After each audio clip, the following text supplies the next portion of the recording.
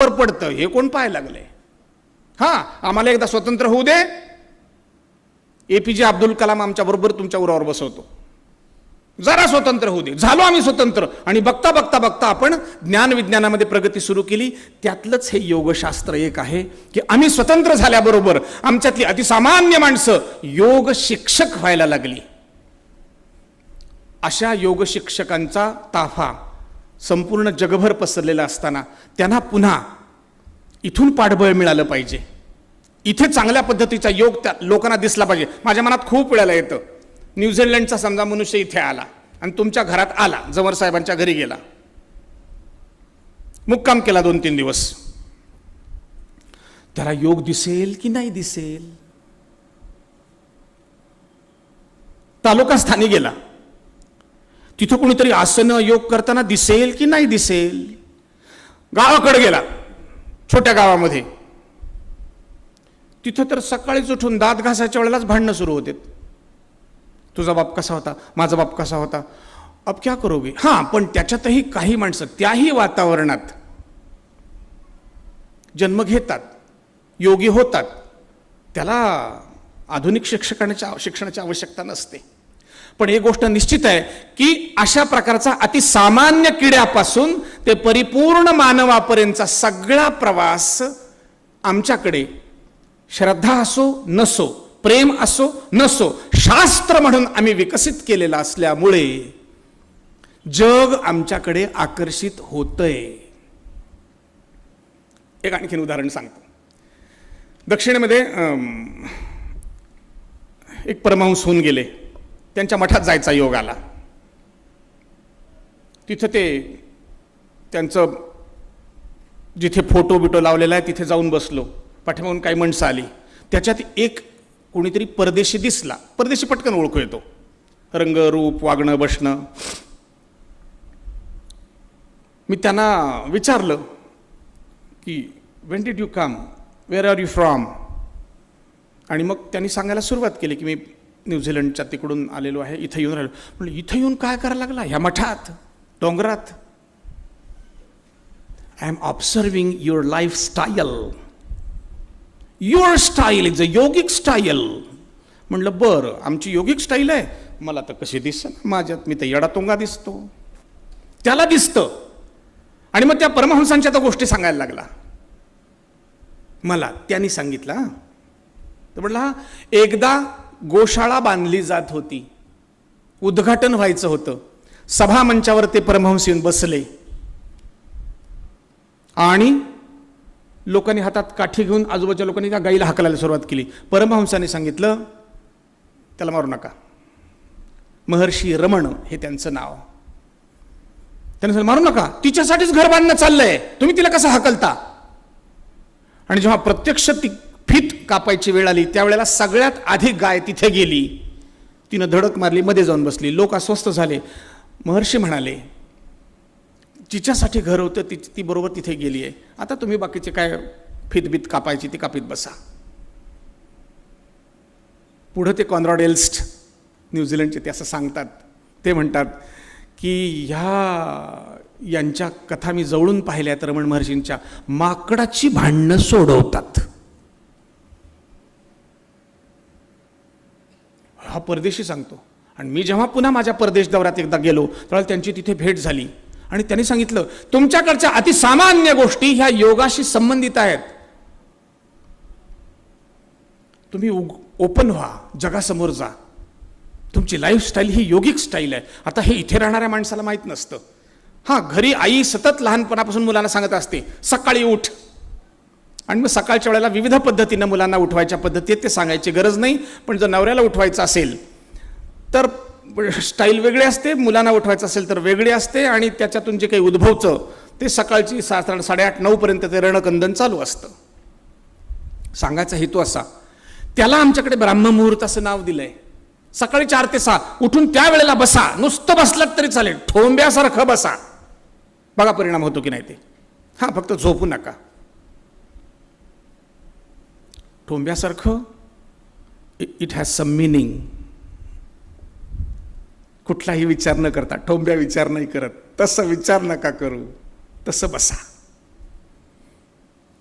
तुम्हाला हळूहळू सापडायला लागेल. एके ठिकाणी मला छान गोष्ट मिळाली.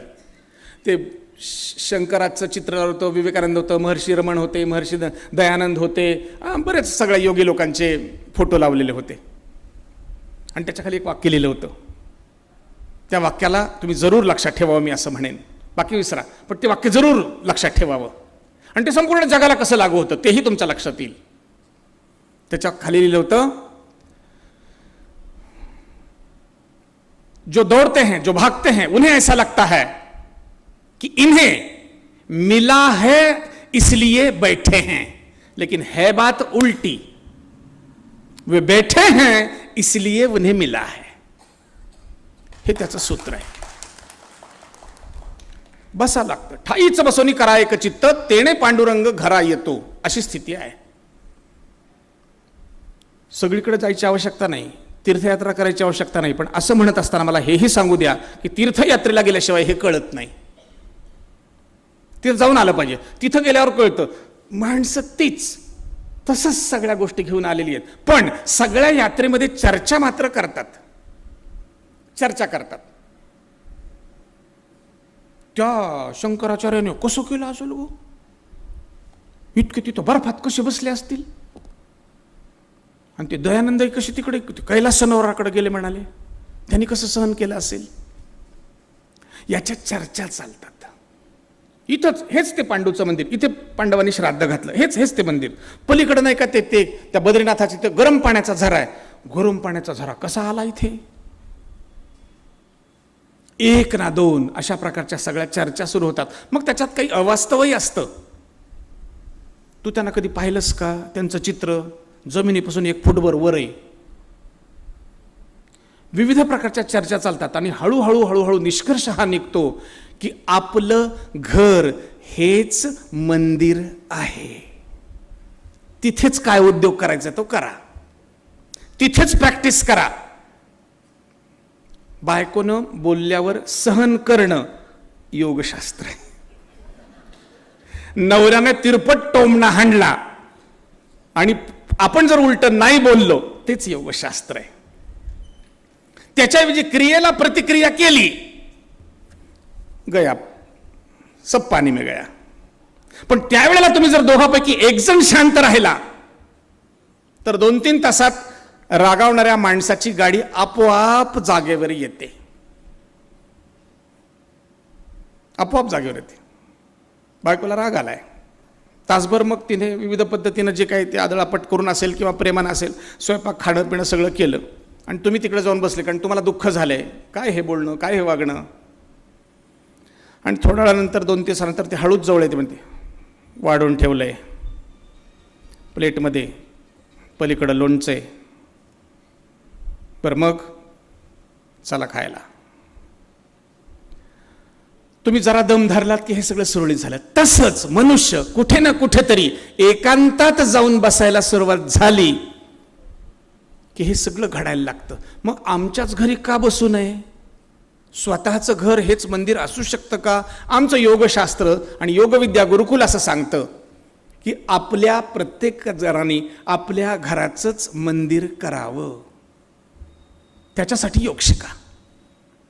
दुसरीकडे कुठेही गेलात तरी घरा इतकं स्वास्थ्य नियमितपणा येणार नाही.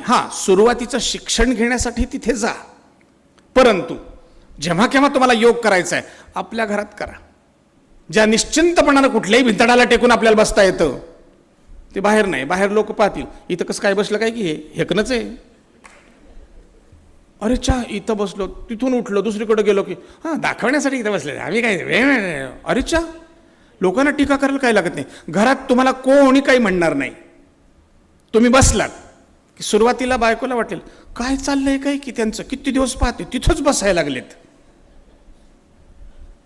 मग नंतर हळूहळू सवय होते. मग मुलांना सांगते जाऊ नको बाबा, गया. मग मुलंही तिकडे जातात. हळू ते मुलं डोकावून पाहतात, बाबा गया.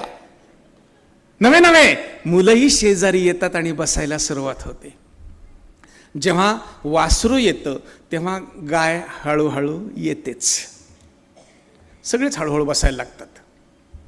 आणि त्या घराचं आपोआप स्वर्ग व्हायला सुरुवात होते, काही लागत नाही.